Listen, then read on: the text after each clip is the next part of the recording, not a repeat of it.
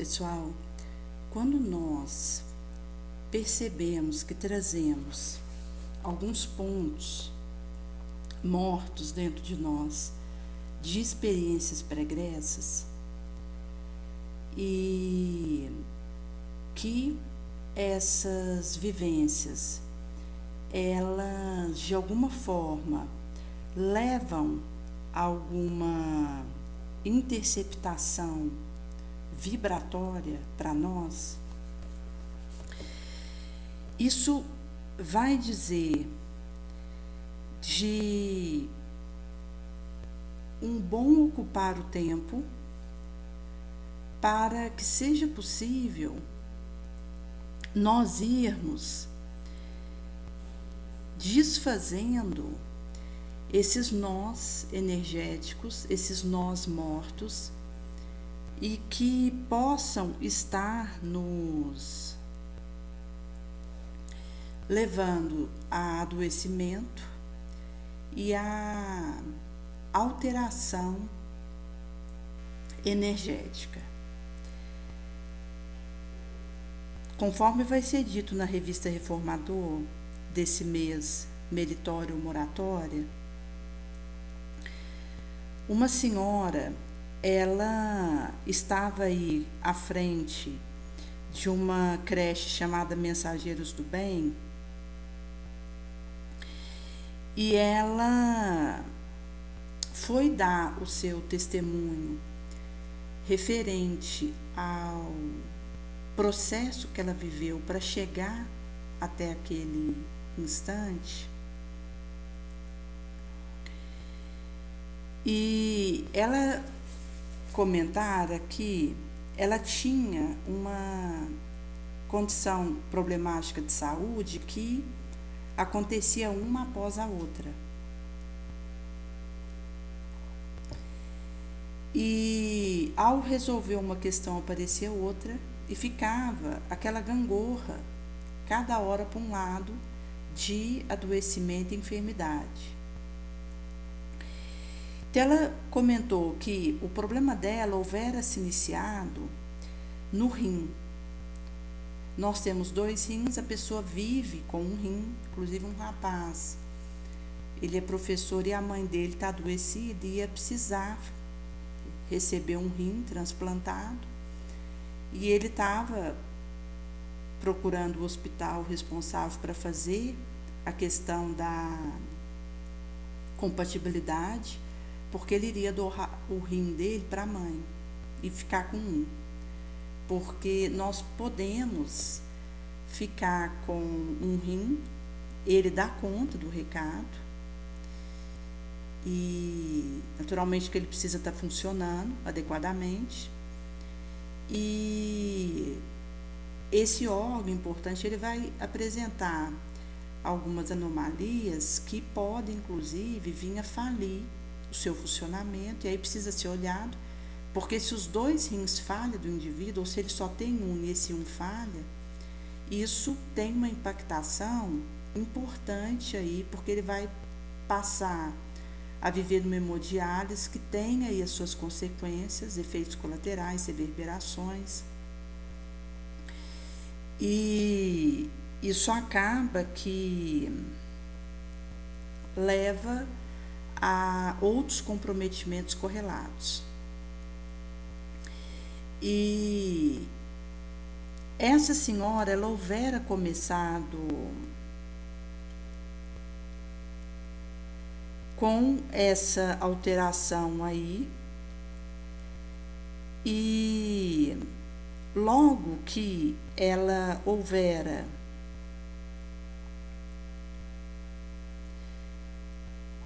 tido uma recuperação dessa questão, que afetou aí o rim, com questões de pedras, em que inclusive tem aquela dor.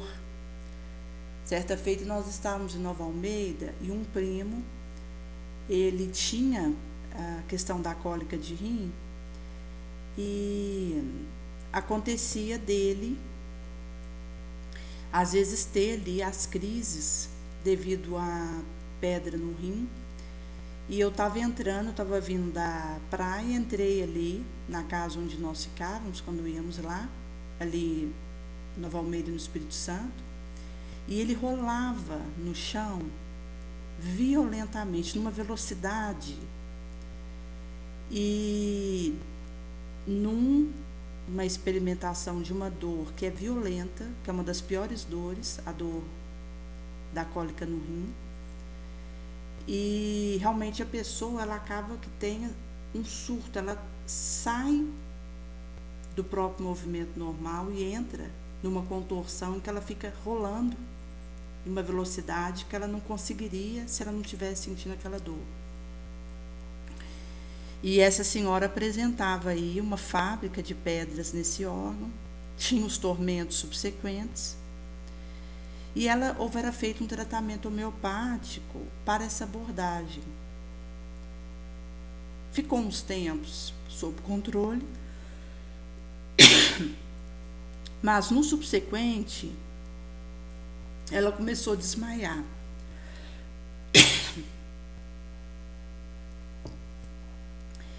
E houvera passado por alguns exames,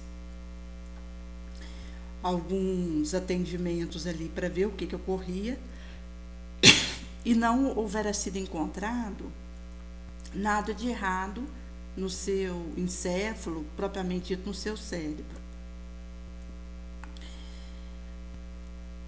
Mas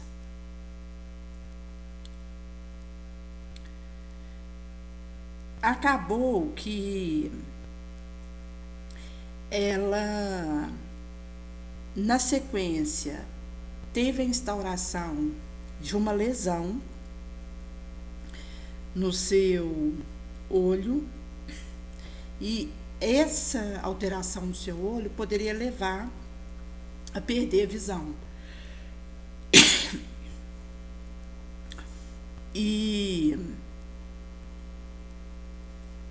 ela, então, nesse período, conheceu um rapaz que era colega do trabalho no banco do filho dela, que veio conversar com ela sobre esse estado de coisa. E esse colega era espírita. E houvera dito que quando alguém inicia um processo enfermo e não tem uma interrupção, termina uma coisa, começa outra, termina essa outra, inicia outra, e assim vai numa cadeia,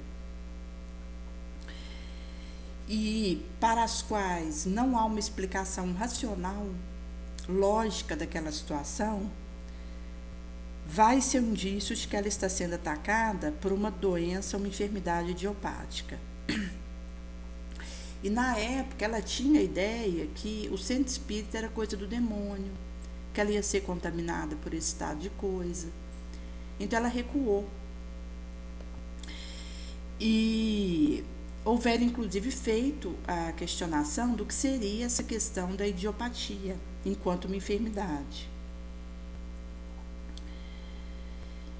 E ele então começou a explicar para ela que são aquelas enfermidades que não encontram a causa. Contraria e desafia protocolos nas evidências clínicas construídas aferitórias e vai ter uma caracterização pela diversidade, pelo mix que ocorre. Então, é uma persistente queixa e vai ter um rol de sintoma que o médico não encontra um agente para justificar aquela situação, para explicar e para aclarar. E então trago para ela a questão dos compromissos morais que nós trazemos em vidas pregressas e os subsequentes efeitos deles, visto que quando existe uma luz nova para enxergar esses enigmas, isso vai poder aclarar rumos novos que nós seremos orientados a tomar para nos auxiliar nesse propósito. E então ela foi militar no espiritismo, encontrou aí cura, consolo, mas ela então pôde ter uma percepção do seu pregresso, onde ela havia trilhado tortuosos caminhos e que ela precisava eliminar as causas, os móveis por trás desses caminhos desditosos que ela trilhara. Se ela não fizesse isso e refizesse a sua conduta hoje para melhor, essas doenças continuariam uma após a outra, e mesmo que achasse o motivo de uma dada doença e conseguisse tratar aquilo, seja com remédio, um tratamento alternativo, uma homeopatia, uma acupuntura. E mesmo se a gente fala, por exemplo, da terapia espírita, que é o Evangelho no Lar Diário, a água fluidificada, o passe, que é colocado ali um medicamento por Jesus que nós precisamos, mesmo considerando a terapia que nós vamos começar a fazer quando militamos na doutrina espírita e que é desobsessiva e que vai então fazendo essa melhora da nossa circuitaria perispiritual, porque trata o espírito. Mesmo que ela fosse percebendo melhoras, ela ia acabar dando de frente com uma outra situação, enquanto uma alteração orgânica. Então, mesmo que se resolve uma doença, outra surge. Visto que ela trazia aí a gênese de caminhos tortuosos e infelizes que ela precisava eliminar e substituir essas trilhas que ela houvera feito por uma situação moral elevada, porque aí ela ia podendo fazer essa reharmonização do seu organismo. E foi explicado para ela que as enfermidades estavam sendo benéficas para curar o seu espírito. E a irmã Sheila houvera explicado que nós temos esses pontos mortos do pregresso que a gente só supera praticando o bem. Então, gente, inclusive quando a gente fala de energia, como uma moça houvera comentado hoje, que ela tem às vezes a sensação que ela está enfraquecida energeticamente,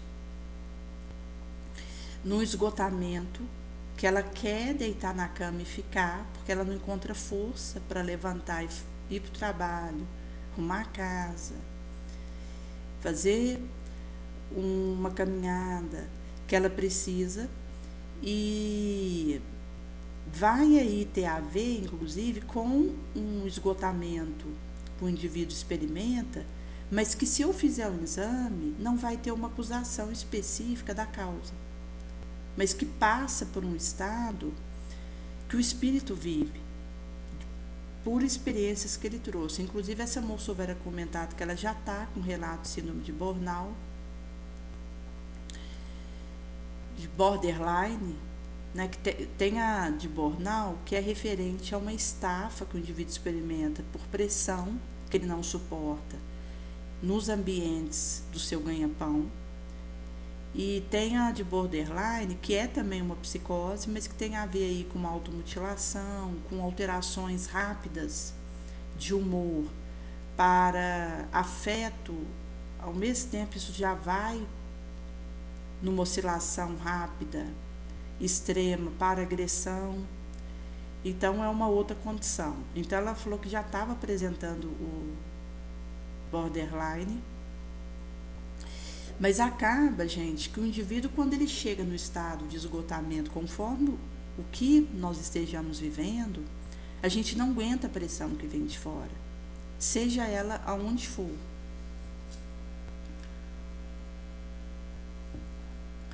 Porque o nosso estagiar nesse planeta aqui de prova e de expiação, ele nos encontra pressões a todo momento, que vivemos isso e que precisamos ter uma resistência para selecionarmos aquilo que vai adentrar o nosso fórum íntimo.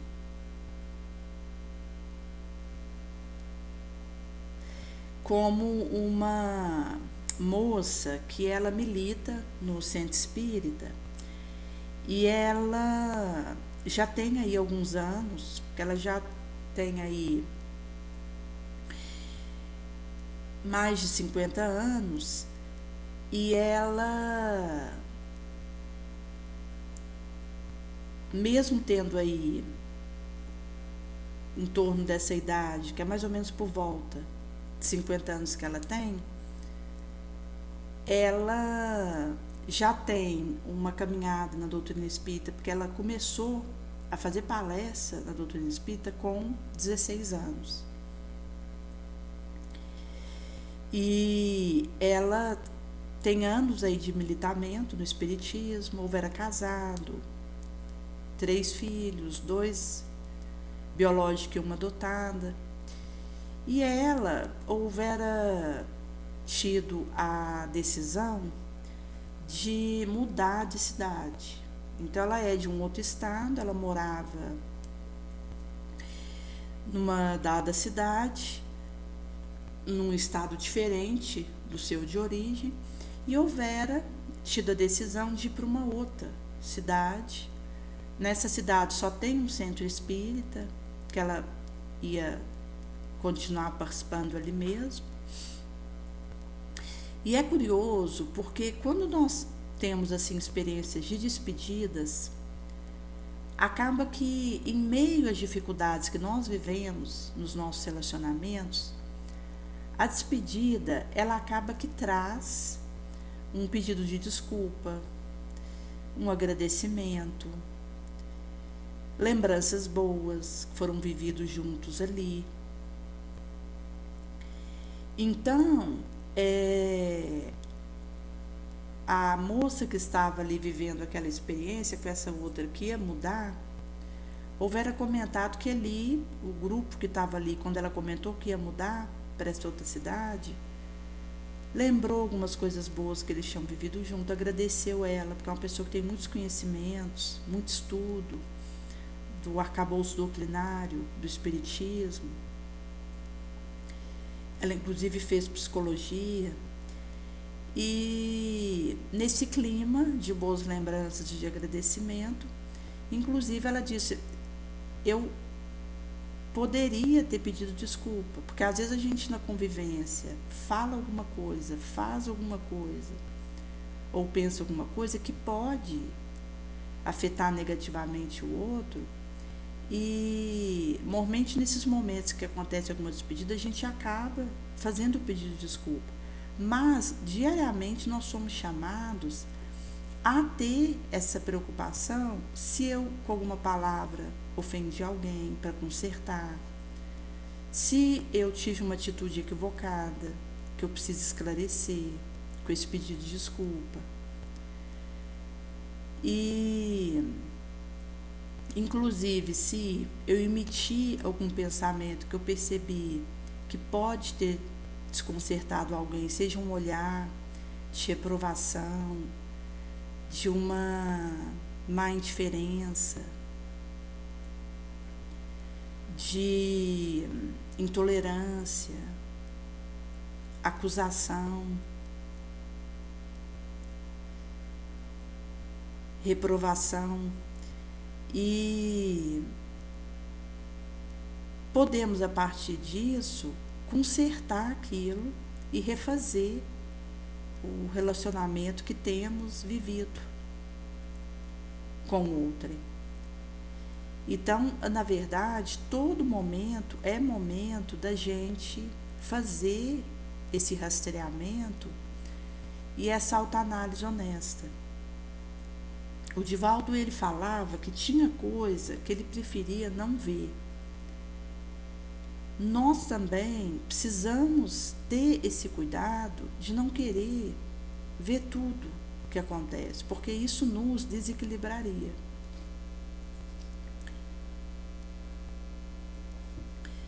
Somos chamados a levar o auxílio ao mundo, na pauta do nosso esforço máximo, mas se nós ficamos antenados para querer ter informação de tudo que acontece, isso vai acabar nos desarmonizando, desequilibrando, e a gente não vai conseguir a estrutura energética para estar bem e agir no bem como precisamos, como essa senhora, benfeitora dessa creche, que estava tendo alterações orgânicas.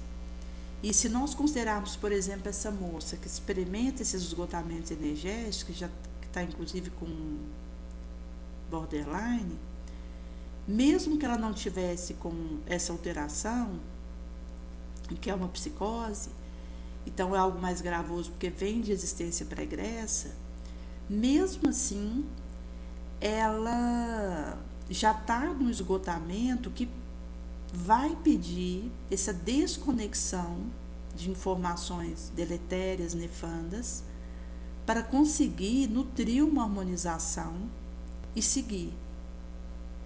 Porque uma coisa é a gente buscar saber uma notícia que vá nos orientar acerca do que está acontecendo em torno de nós, para que tenhamos melhores atitudes na direção do coletivo. Mas outra coisa é a gente ficar procurando as notícias ruins e nos encharcando com vibrações deletérias, como inclusive quando a gente põe um filme de terror, de violência, de vibrações baixas que nos contaminam e comprometem o nosso esforço, a nossa capacidade energética. Por isso que em Missionários da Luz, no capítulo 14, Proteção, num dado recorte, André Luiz traz a colocação de um benfeitor de que diariamente a gente se alimenta de forma mental, não da boca orgânica, mas da capacidade de absorção que o nosso organismo perispirítico tem. Mesmo que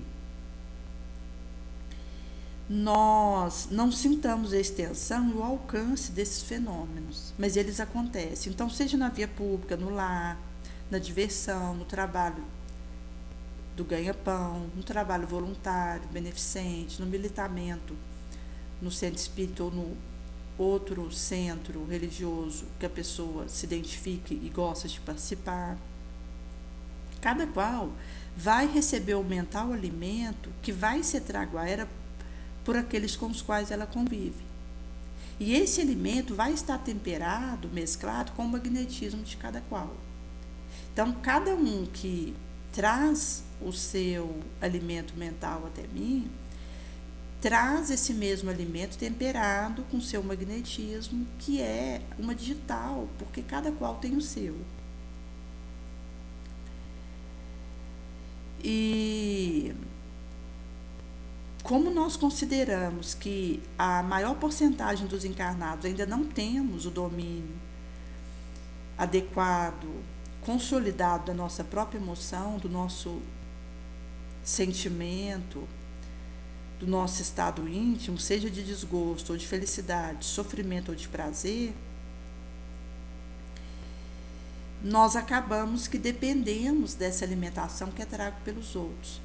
E isso, gente, tem a ver, inclusive, com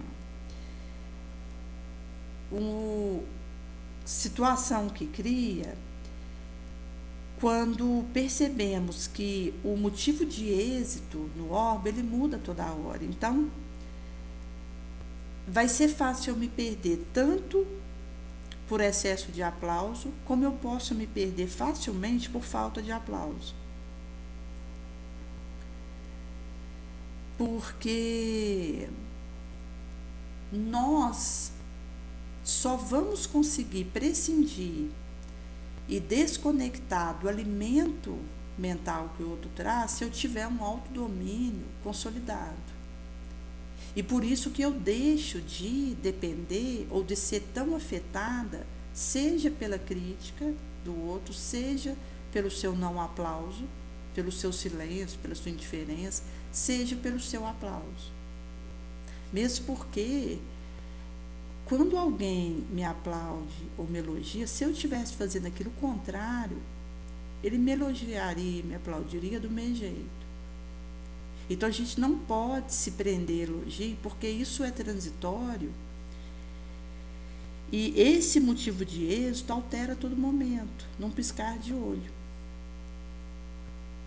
Então, em sendo assim, nós precisamos ter a cautela para prescindirmos do que vem do externo e conseguirmos o controle do nosso emotivo, mesmo numa condição em que os elementos mentais que estão chegando até nós sejam desequilibradores. E por isso existe essa escolha de não ver, mesmo estando diante de nós, não conectar. E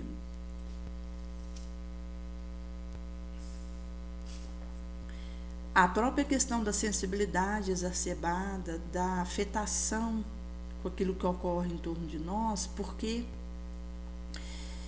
pressões e agressões, elas vão acontecer de todo lado. A questão é o trabalho que eu faço comigo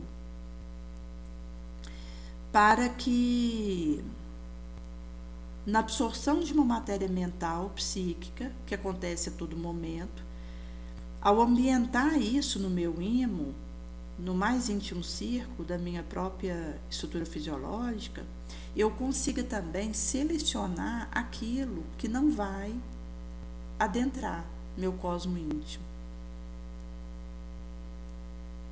E esse é o trabalho mais árduo, porque ele pede uma vigilância que o indivíduo nem sempre está disposto a dar.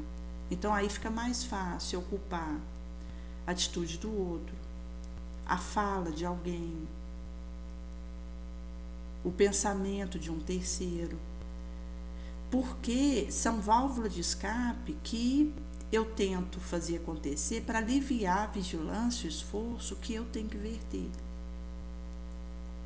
que são realmente dificultosos e pedem essa demanda energética e esse querer.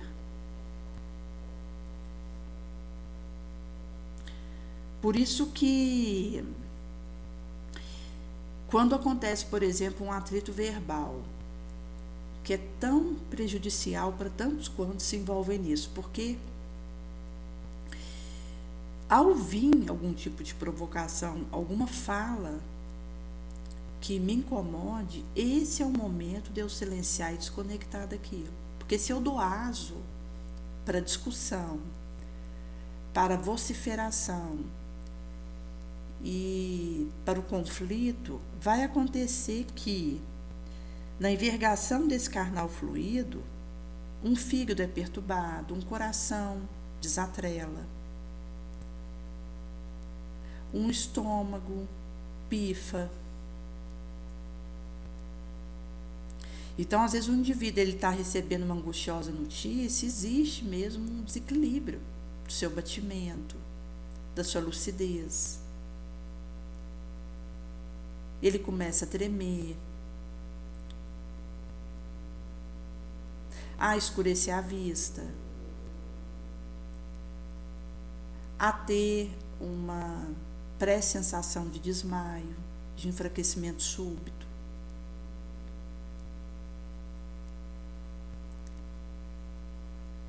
A sentir uma dor de cabeça, um peso insuportável em cima dele, dor no rim. Então, vai acontecer que, mesmo que a notícia da hora fosse de felicidade e satisfação, eu responder com uma desarmonia, um desatrelo orgânico. Isso vai acontecer porque, nesses instantes, nós receberemos uma certa dose, cota, dessa mental força em nosso campo de pensamento. Da mesma forma que um fio, ele vai fazer o recebimento da positiva carga de eletricidade. Então, quando a gente fala nesse ponto receptivo, ele vai estar no cérebro. Mas, se o indivíduo ele não tem identificação com essa lei, esse imperativo do domínio emotivo, porta dentro da alma, que manda selecionar e divisar as emissões que nos alcançam, ele vai acabar fatalmente ambientando uma perturbadora força dentro de si mesmo, na intimidade do seu cosmo celular, do organismo, com um prejuízo grande para as vulneráveis zonas. Porque aí o seu órgão de choque vai ser impactado e pode significar uma cascata. Então, às vezes, num órgão que é mais fraco, tem uma impactação maior naquele momento, mas depois que esse órgão de choque dá alguma recuperação, algum outro ponto do organismo desequilibra, desarmoniza. Mesmo a gente sabendo que quando a gente fala desse órgão de choque, é aquele que nós trazemos do pregresso mais envolvido em quedas morais. Pode ser meu ouvido, a minha boca, por coisas que falei, calúnia, maledicência, fofoca. Por exemplo, o ouvido, coisas que eu ouvi para tramar e arquitetar, urdir o latrocínio de alguém, ou cursos que fiz, e naqueles vídeos, naqueles tutoriais que eu ouvia, era para prejudicar o empreendimento de outrem. Pode ser relacionado às minhas mãos, que eu posso ter usado aí na medicina para, enquanto essa formação ali dentro de um laboratório, destilar uma maconha que levou outros a vício. A questão, por exemplo, do cérebro, que pode ter sido usado para amealhar um conhecimento que foi usado para suicídio assistido. Então, acaba que esse órgão, ele se torna o mais enfraquecido nosso, o que primeiro sente nesses impactos e adoece, mas, de certa forma, o espírito, como tem em si a gênese, o órgão de choque, ele não fica sozinho, mesmo que ele seja o mais prejudicado e aquele que primeiro adoece, mas isso vai levando a uma concatenação e a uma rede de adoecimento no organismo do indivíduo, se ele não faz as reformas morais, as substituições morais que ele precisa, eliminando as causas nocivas que ele traz. Tem essa questão também do despertamento moral. Para, no lugar de um conteúdo que é deletério, ele colocar um conteúdo nobre. E por esse motivo,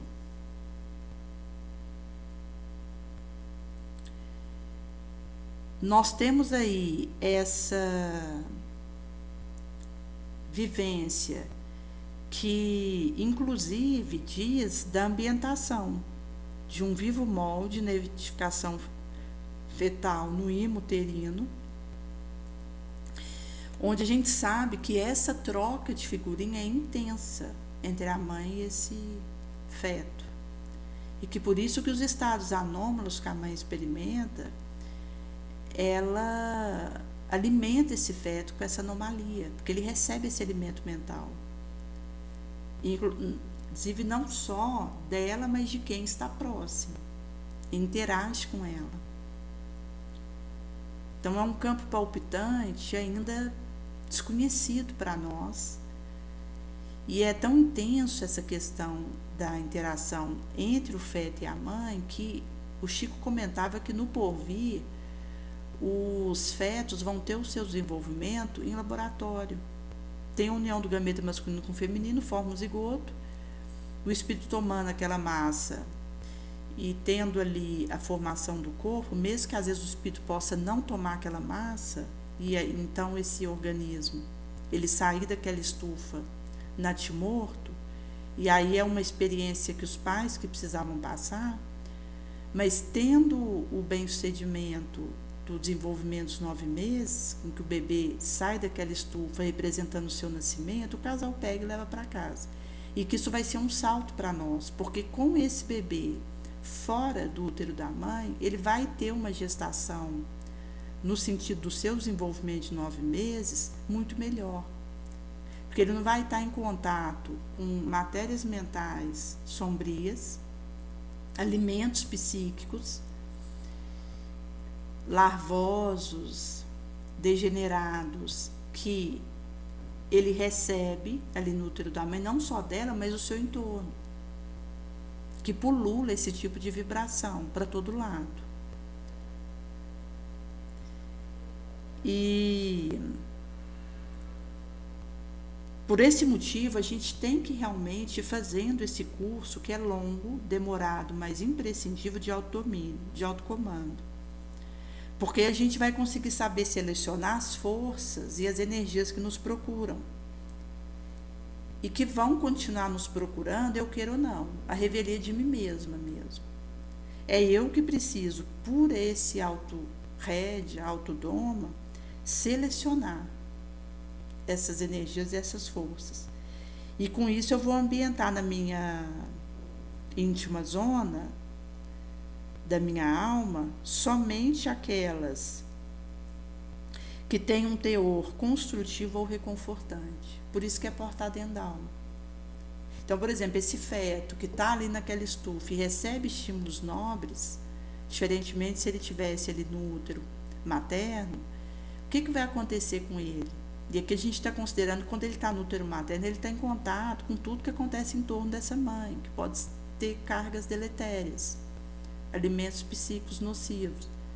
Mas se ele está ali naquela estufa, num ambiente de preste, de elevação, ele vai conseguir já fazer esse fortalecimento para quando ele vier a nascer, ele conseguir esse autodomínio, essa seleção das energias e das forças e das vibrações das ondas que o procuram, muito melhor, consolidando dentro de si apenas aquilo que for construtivo, elevado, reconfortante, que vale a pena.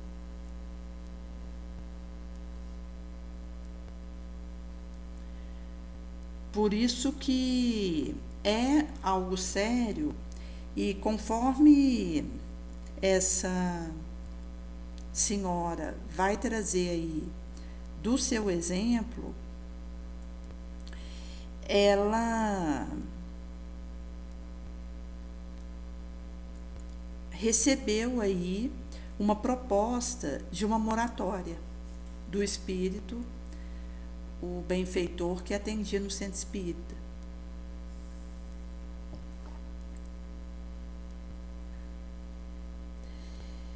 E foi um aclaramento de que seria suspenso o ciclo de doença na sua trajetória, desde que ela se dedicasse a uma tarefa nobre, bonosa. E isso tem a ver com essa modelação e remodelação que a gente faz diariamente, com o nosso próprio destino, a nossa própria sorte, com aquilo que fazemos. E que passa aí pelo pensamento, que essa onda eletromagnética com velocidade acima da luz, com as nossas palavras, os nossos atos. Então você muda a programação da sua trajetória. E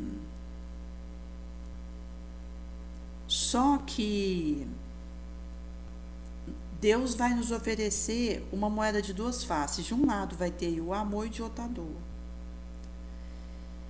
E então ela vai explicar que quando foi feita essa moratória para ela enquanto uma proposta, ela aceitou, acolheu. Então ela se vinculou aí a essa creche, em que atualmente ela era ali a diretora, benfeitora daquele local de acolhimento de crianças abandonadas.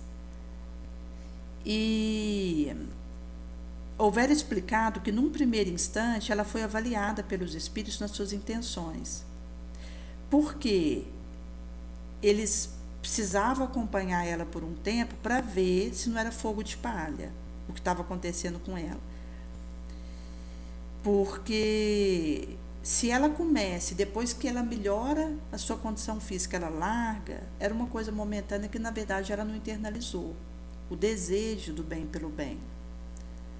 E aí a gente não fica, porque você começar um trabalho nobre é fácil, você continuar ele é difícil, mas você concluir, levar ele ao seu termo, somente pelo sacrifício, a renúncia de si mesmo, a abnegação.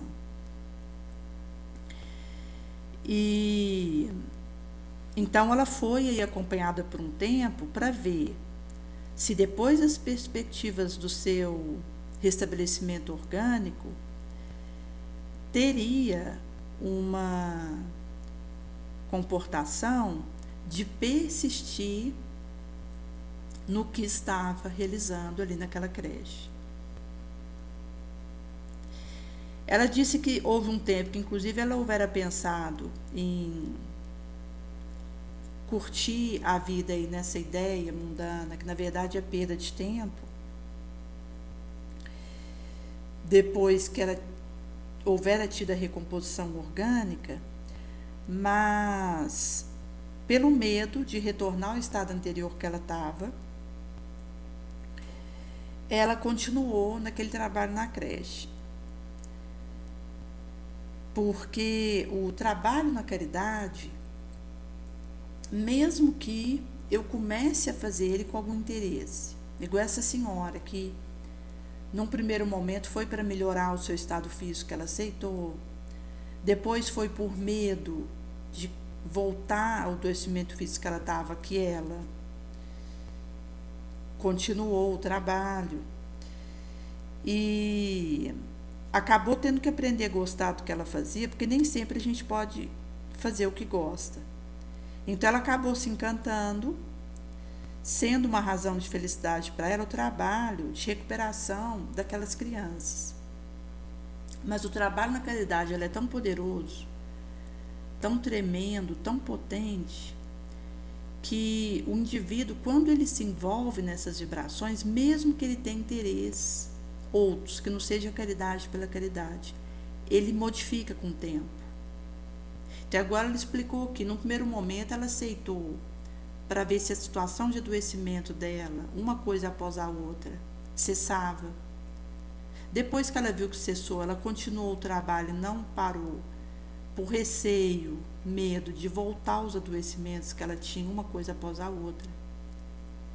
Mas por fim, acabou que ela aprendeu a gostar do que ela fazia e colocar aqui, a gente nem sempre pode fazer o que gosta, mas nós podemos aprender a gostar do que devemos fazer, do que é o melhor. Então é isso que devemos procurar. E em meio a esse farnel, ela acabou se encantando com o trabalho que ela fazia e passou a amar de fato o que ela fazia e vivia a caridade com aquelas crianças pela caridade. Não tinha mais interesse outros, que não fosse o bem pelo bem. A caridade pela caridade, porque o trabalho elevado, ele nos modifica. Então, seja qual for o móvel que esteja por trás, quando eu assumo um trabalho digno, nobre, abracemos sem receio, porque com o tempo a gente vai sendo modificado por essas irradiações, por essas vibrações, por essas energias, por essas forças nobres. E ela então houvera contado a história de um garotinho que passou ali pelo orfanato delas, que depois de um tempo que ela já era ali voluntária da creche e teve a suspensão do ciclo repetitivo de doenças que ela tinha, ela conhece esse garotinho, o John Maxwell, que estava debilitado e sem uma reação à medicação que o pediatra houvera passado para ele. E esse era um médico que tinha ali uma fama pela sua atuação, ele era voluntário nessa creche, mas ele pediu o anonimato para que não fosse divulgado o trabalho que ele realizava ali junto a elas e junto àquelas crianças. E certa vez ele precisou se ausentar do trabalho que acontecia ali e houvera externada sua preocupação com John e foi colocada a situação da casa pobre que ele vivia e que inclusive já era para ele ter vindo a desencarnar pelas condições subhumanas que ele vivia. Então ele tinha aí 1 ano, mas tinha o peso de uma criança de 5 meses. Tinha infecção renitente, magrinho, intestinal desarranjo. Então foi feito um receituário para essa criança e entregou aí para um colega que substituiria pela Margarida, que é a intermediária ali que trabalhava direto ali com essas crianças daquela ala, que acabou entregando para esse médico substituto. E quando ele voltou, ele perguntou do John. E aí ela levou e viu a criança léptica, engatinhando, porque ele estava sorridente, tinha engordado, estava corado, feliz. E perguntou o que houvera acontecido e falaram que foi o amor. E aconteceu dessa senhora que houvera assumido o trabalho e teve a interrupção do seu ciclo de doença e que acabou, com o tempo, aprendendo a gostar e a amar o que realizava, e aqueles dos quais estavam ali, que era o objetivo, primeiro, o alvo mesmo do seu amor, que eram aquelas crianças, ela levou essa criança para a casa dela, para ele receber dedicação, carinho, cuidado. E ele ficou cercado ali, tanto do marido dela, das filhas, e começou a desabrochar e entrar numa recuperação importante. Daí, forte e efeito, ele foi devolvido para sua parentela ali, voltou a morar na casa de onde ele houvera vindo, mas permaneceu aí sob o controle e o acompanhamento dessa senhora. E mostra que, na experiência dela, quando ela foi trazer o que significou a presença desse garoto, foi a sua salvação. E por isso que ela já estava ali há mais de 15 anos e pretendia morrer no que ela fazia, desencarnar naquele trabalho. E ela inclusive pediu aí sigilo, porque o garotinho que ela houvera usado como exemplo para explicar a transformação que ele houvera realizado na sua vida e aquelas outras crianças, ele já estava moço e ela não queria expor o seu passado, a sua experiência desde o nascimento à pública opinião. Então mostra alguém que conseguiu transubstanciar, converter sua dor em bálsamo, em lenitivo, para as carentes crianças daquela área.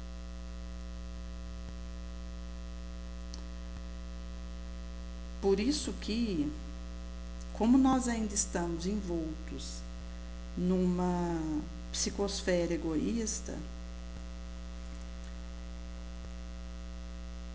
nós acabamos que temos muito alimento mental desse teor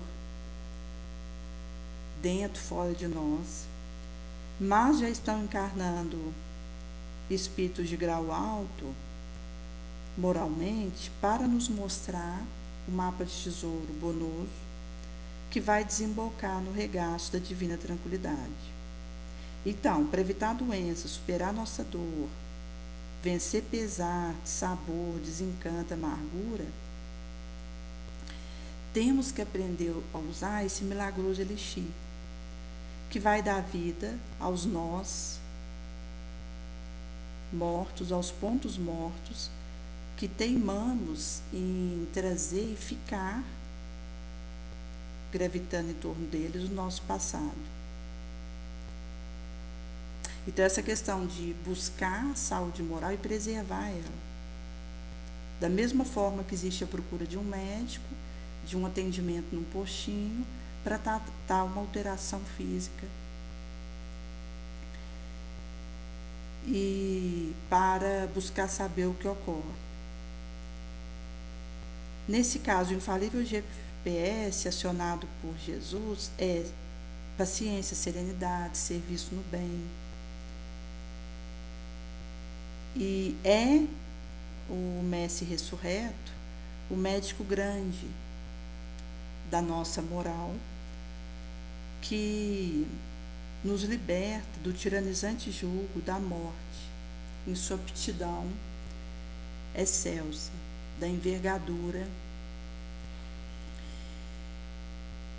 e daquilo que ele nos guia e para o qual é para nós referência e modelo. Por isso que, quando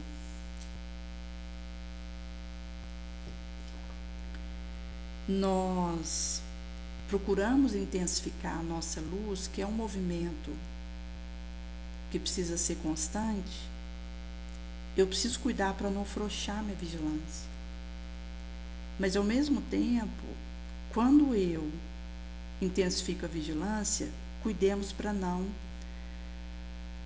lentificar, retardar a luz. Então, são um caminho de 2 pés bem fincados no chão, acreditando na nossa capacidade amorosa, na nossa luz da consciência e essa vontade, esse querer acreditar e nos empenhar para fazer esses segmentos. Em sendo assim,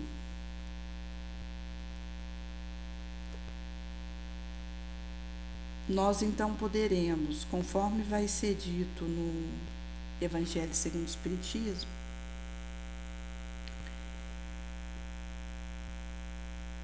no capítulo Amar o Próximo como a Si Mesmo, em que, num recorte do tópico 10, as renovadoras ideias grandes, trazidas, elucidadas claramente no livro dos Espíritos, produz um milagre grande do vindouro século, que concilia interesse espiritual e material. Porque vamos então aplicar esse preceito que vai ter sido compreendido bem, que é, na verdade, a vitória do espiritualismo sobre o materialismo e a assimilação do amar uns aos outros como Jesus nos ama.